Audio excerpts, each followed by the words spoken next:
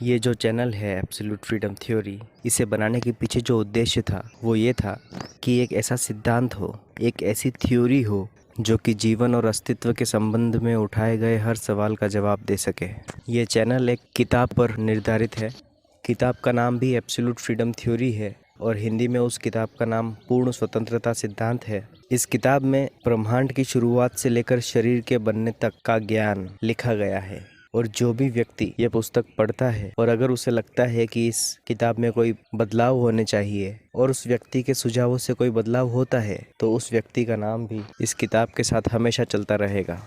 ये जो हमें जीवन मिला है, इस जीवन के ख़त्म होने से पहले इस दुनिया के बारे में जितना सटीक ज्ञान हासिल हो सके वो मुझे करना था। मरने से पहले इस जीवन के बारे में या इस दुनिया के बारे में जितना हो सके उतना सटीक ज्ञान हासिल करना इस मंच का उद्देश्य है। ये दुनिया कैसे बनी, जीवन कैसे काम करता है, ब्रह्मांड कैसे काम करता है, आपका और मेरा जन्म क्यों हुआ, ये कुछ ऐसे सवाल हैं जिनका जवाब ज़्यादातर लोग नहीं जान पाते। मेरे कुछ मित्र हैं जिन्हें पता है कि मैंने इस किताब को लिखा और इस मंच की शुरुआत करी है। हम दोस्तों का एक व्हाट्सएप ग्रुप है। उस व्हाट्सएप ग्रुप में परशुराम जयंती के बारे में बात चल रही थी।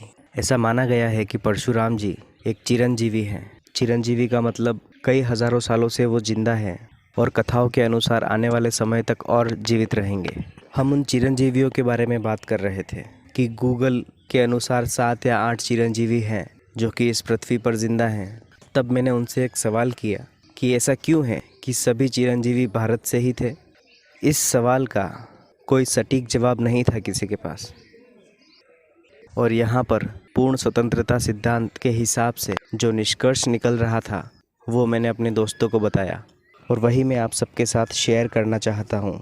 मैंने अपने दोस्तों को बताया कि केवल 7 नहीं, पूर्ण स्वतंत्रता सिद्धांत के अनुसार या एब्सोल्यूट फ्रीडम थ्योरी के हिसाब से कई चिरंजीवी हैं इस धरती पर और आज भी ऐसे लोग पैदा होते हैं जो कि प्राकृतिक चुनाव यानी कि नेचुरल सिलेक्शन के चलते चिरंजीवी हो जाते हैं।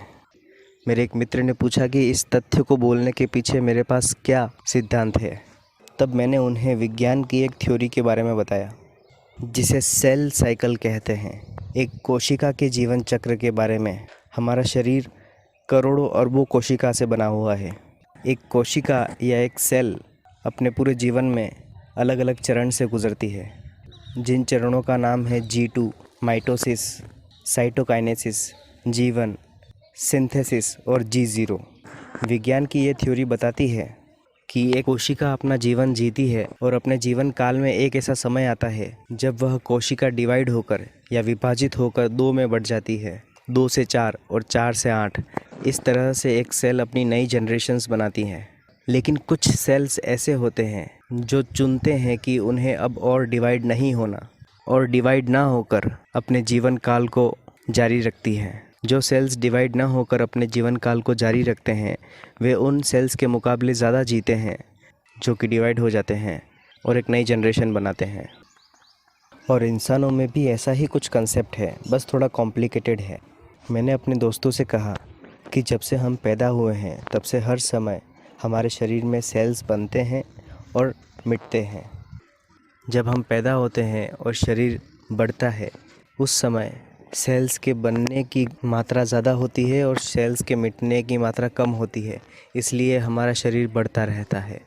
परंतु एक उम्र के बाद सेल्स के बनने से ज़्यादा सेल्स मिटने लगते हैं और इसीलिए बुढ़ापा और उसके बाद मृत्यु आती है और इसको हम शरीर का पतन होना भी कह सकते हैं।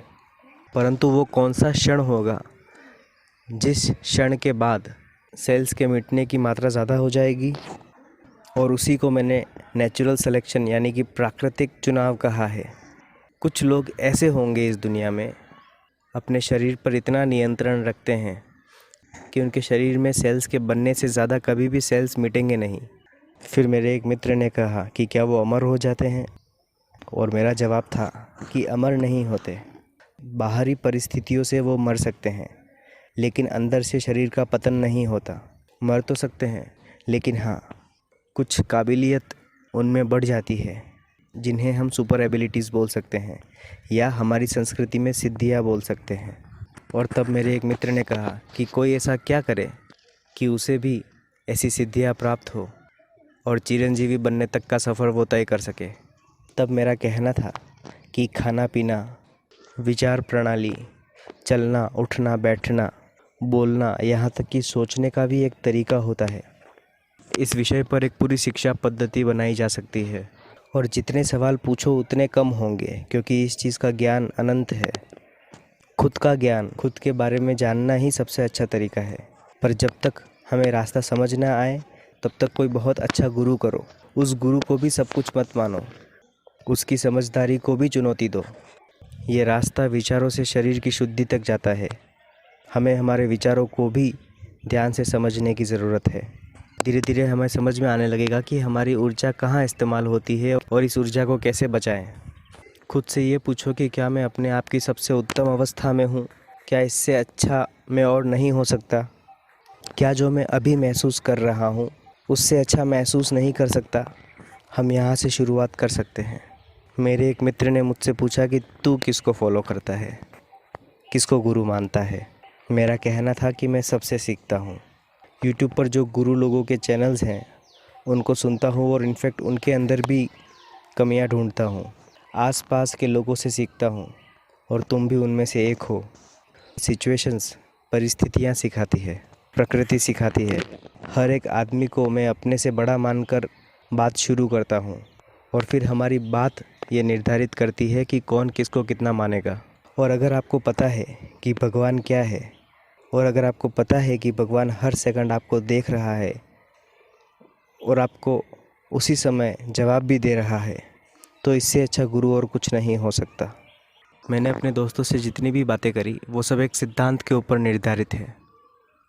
मैं ये नहीं कहता कि जो मैंने कहा वो 100% सही है। मैं चाहता हूँ कि कोई इस सिद्धांत को गलत साबित करे ताकि हम इस सिद्धांत को और विकसित कर सकें। पूर्ण स्वतंत्रता सिद्धांत एक ऐसा मंच है जहाँ पर दुनिया का कोई भी व्यक्ति इस सिद्धांत को विकसित करने में मदद कर सकता है।